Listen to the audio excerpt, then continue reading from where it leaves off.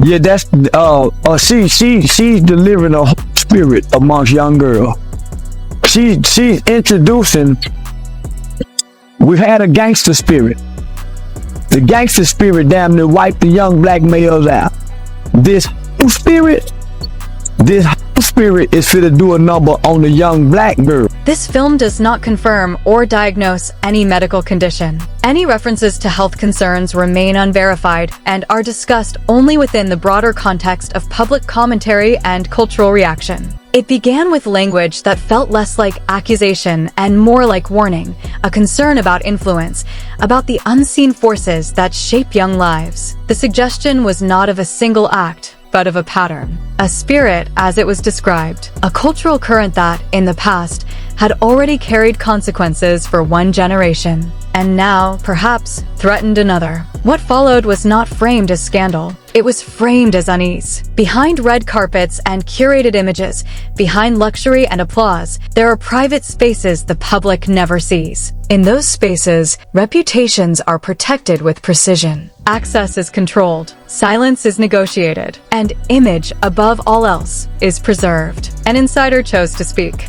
not with documents, not with formal charges, but with emotion that felt difficult to manufacture. Her voice carried strain, not theatrical anger, but the weight of something long held in. She did not offer names. She described a pattern instead, a culture where visibility and power can insulate behavior from scrutiny, where private conduct and public identity rarely intersect. Her concern centered on accountability, on the possibility that, within certain circles, protection of status may have outweighed responsibility. That secrecy may have become routine. That non-disclosure agreements, private gatherings, and tightly managed narratives created environments where consequences were deferred or displaced. She insisted her decision was not about retaliation. It was about harm she believed had been ignored. The response was immediate. Online spaces filled with interpretation. Old interviews resurfaced. Past rumors were re-examined. Lyrics and public appearances were revisited with new suspicion.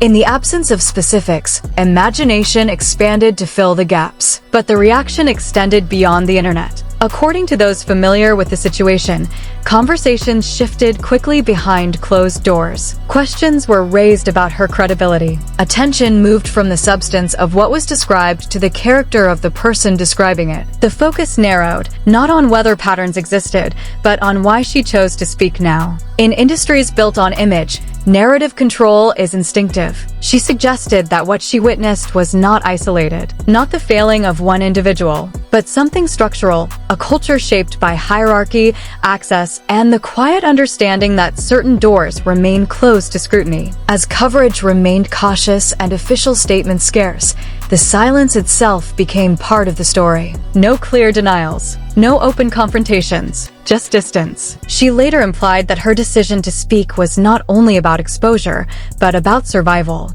That private narratives had already begun forming around her. That remaining silent meant accepting responsibility for something she believed extended beyond her alone. Whether that is true remains debated. What is not debated is the atmosphere that followed. Unease, distance, a careful recalibration of language from those adjacent to the situation. In a field known for rapid response and public rebuttal, hesitation carried its own significance. This is not a conclusion. It is a moment suspended. No verdict has been delivered. No investigation publicly confirmed. What remains is tension between power and vulnerability, between reputation and responsibility, between silence and the cost of breaking it. The most unsettling element is not what was said outright, but what was implied, that systems built on protection can, over time, normalize avoidance. And that when someone challenges that equilibrium, the personal cost can be immediate and profound. The story does not end here. It lingers in the pauses between statements,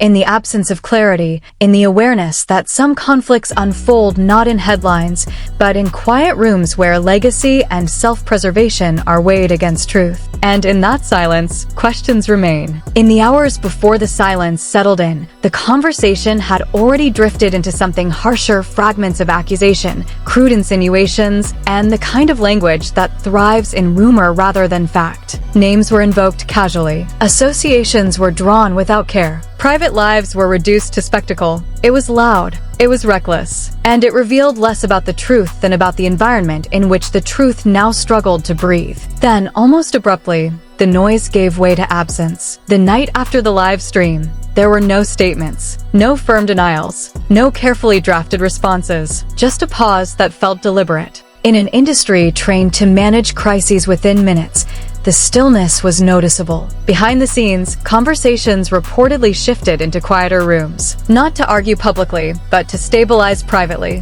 When influence feels threatened, it rarely performs. It recalibrates. Meetings are held away from cameras. Alliances are revisited. Language is refined. The objective is not clarity, but control. The woman at the center of the storm did not vanish, though many expected her to. Instead, she appeared diminished by the weight of what she had set in motion. Her messages grew shorter. The confidence in her tone gave way to fatigue. Those who had once moved easily around her began to withdraw. Calls went unanswered. Invitations dissolved. Doors did not slam shut. They simply stopped opening. What unsettled observers most was not defiance, but vulnerability. She spoke less about exposing others and more about the cost of speaking at all. Not regret for her words, but regret for believing that truth, once voiced, would naturally lead to accountability. She described an environment where silence functions as currency, where loyalty is rewarded, and where deviation from the code invites isolation. As days passed, the narrative began to shift. Anonymous accounts surfaced with counterclaims. Archived footage was recirculated, stripped of context. Her character was dissected more aggressively than the concerns she had raised. The pattern felt familiar.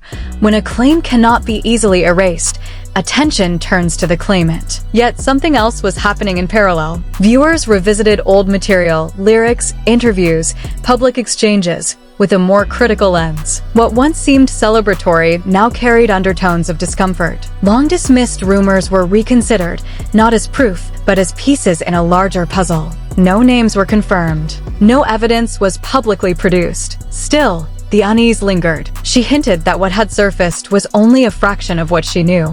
That records existed. That conversations had been preserved. Not for leverage, she implied, but for protection. She spoke with the awareness of someone who had learned that trust, in certain rooms, can be dangerous. Her fear became more visible. She acknowledged anxiety, restlessness, the sense of being watched, not necessarily in dramatic ways, but in the subtle awareness that power does not always confront directly. Got HPV? I bet she done had chlamydia, gonorrhea, trigonometry, crabs, and whatever else that can contract. Hell, you talking about she too motherfucking nasty, mannish, filthy at the mouth, and she ain't got them high dollar weed. Everybody. Sometimes it isolates, sometimes it waits. Then came a reframing that altered the tone entirely. She suggested that the timing of her disclosure was not accidental, that narratives had already begun forming around her in private spaces. That blame was being quietly redirected. Speaking out, she implied, was not simply about exposure. It was about survival. Public reaction fractured. Some interpreted her actions as courage, others as recklessness. Many remained uncertain. Industry figures offered statements that were careful but incomplete, acknowledging complexity without addressing specifics. The culture itself was rarely denied. Only the details were. As pressure mounted, her tone softened into resignation. She spoke about consequence in quieter terms, about how reputations rarely collapse overnight. They erode gradually through distance and doubt. She anticipated being labeled unstable, emotional, vindictive, categories easier to circulate than uncomfortable questions about structure and protection. Her final appearance carried no theatrics, just exhaustion. She suggested that there is a difference between stories that damage reputations and those that alter lives, and that the difference often lies in who controls the narrative first. Then she stepped back. No updates, no clarifications, just silence. Speculation filled the vacuum. Was she advised to withdraw? Was she negotiating privately? Or was she simply overwhelmed by the gravity of confronting power without insulation? Industry voices remained measured, distant. No overt outrage, No public legal escalation, just a restraint that felt studied. In a landscape where innocence is often declared loudly, this quiet became part of the story. A final detail surfaced through secondary sources, not proof, but suggestion, that whatever followed would not unfold through social media. That the next phase, if there was one, would take place away from cameras, in spaces governed by documentation rather than commentary. The screen did not fade to black. It simply held still. And in that stillness, the question remained unresolved. Was the silence a form of protection or preparation? The quiet did not last. It never does. When someone steps away at the center of a controversy, absence becomes its own statement. Every canceled appearance, every unanswered message begins to feel intentional, not chaotic, but calculated. Observers described not disorder, but pressure. The kind that does not announce itself. The kind that reminds everyone, gently and persistently, where leverage resides. Meanwhile, the narrative machine adapted with remarkable speed. Headlines softened. Speculation about misconduct shifted towards speculation about emotional instability. Old interviews were reframed. Attention moved away from systems and toward psychology. The story did not resolve. It dispersed. What remains is not confirmation nor exoneration, but tension between image and reality, between influence and accountability, between what is spoken publicly and what is negotiated privately. And in that tension, the silence continues to speak. Gradually, the focus shifted. Attention moved away from the substance of what had been said and toward the person who said it. The transition was subtle, almost procedural. In moments of institutional strain,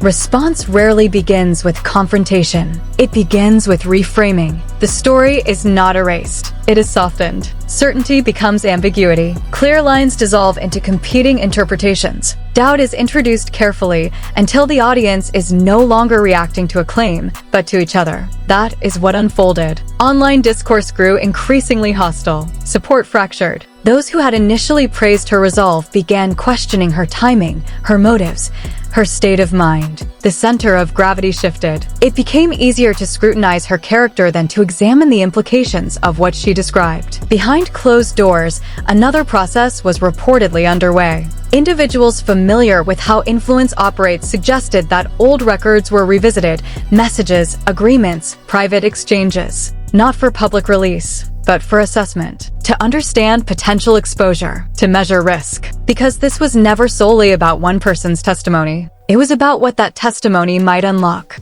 The woman at the center withdrew from public view, not in retreat, but in calculation. Those close to her described exhaustion, but also clarity. She appeared to understand that public attention is finite, that outrage diminishes, that timing can determine survival. There were reports, unconfirmed but persistent, that intermediaries had reached out, not with overt threats, but with alternatives. Distance, silence, resolution. Conversations that tend to occur only when something tangible is at stake. Others suggested quieter warnings had been conveyed, not dramatic, not explicit, but sufficient. In certain environments, consequences rarely need to be articulated in full. What unsettled observers most was not what had been confirmed, but what had not been directly denied. No decisive rebuttals emerged. No aggressive legal refutations followed. Instead, there were carefully worded statements about misinterpretation and unfair speculation. Language that addressed tone without addressing substance. Then came a development that altered the atmosphere again. Not a document, not a recording, a description from someone claiming proximity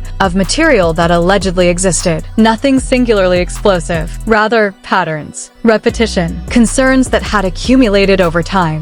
The kind of information that does not dominate a news cycle, but quietly reshapes perception. The conversation shifted from belief to possibility. And possibility is often more destabilizing than accusation. She reappeared briefly with a statement that was restrained, almost procedural. She did not elaborate. She did not escalate. She said only that truth does not expire, and that silence does not undo harm. It felt less like confrontation and more like demarcation, a quiet line drawn. Interpretations diverged immediately. Some viewed it as withdrawal, others as warning. Those accustomed to these dynamics recognized something else: positioning. In conflicts shaped by influence, volume is rarely decisive. Patience often is. On the surface, the industry resumed its rhythm. Releases continued. Headlines rotated. Public appearances carried on. Yet beneath that continuity, something had shifted. Language became more cautious. Associations were reconsidered. Invitations recalibrated. Silence, even without resolution, had altered behavior. The next indication did not come from her directly. An anonymous source suggested that processes had begun beyond public view, not theatrical, not designed for headlines. Quiet examinations, internal reviews, conversations held in rooms where cameras do not enter. There was no confirmation, no denial, only the suggestion that the matter had moved beyond spectacle. What lingers now is not scandal, but uncertainty. If the concerns were baseless, one might expect swift dismissal. If harmless, perhaps open ridicule. Instead, the response was absorption, careful, polite, distant. Politeness can be protective. She has not returned to clarify. The industry has not returned to decisively refute. The public remains suspended in discomfort. Perhaps that is the most honest place for the story to rest, not in resolution, but in awareness. Because truth does not always arrive as declaration or verdict. Sometimes it arrives as pressure, a pause long enough for people to recognize that silence itself carries weight. This is where the narrative shifts from entertainment to examination, not of individuals alone, but of systems, of how reputations are shielded, of how narratives are managed, of how quickly attention can be redirected when scrutiny becomes inconvenient. The deeper tension lies not in what was said, but in how familiar the pattern feels. Discomfort gives way to distraction. Questions dissolve into noise. The cost of speaking is borne visibly. The cost of silence is distributed quietly. There are no instructions here, no rallying cry, only a recognition. Watch the pauses. Notice who withdraws. Observe which conversations become difficult to sustain. Memory is fragile, and controversy fades quickly when replaced by the next headline. What remains, if anything, will depend not on volume, but on attention. For now, the story rests at a pressure point, unresolved, restrained, and waiting.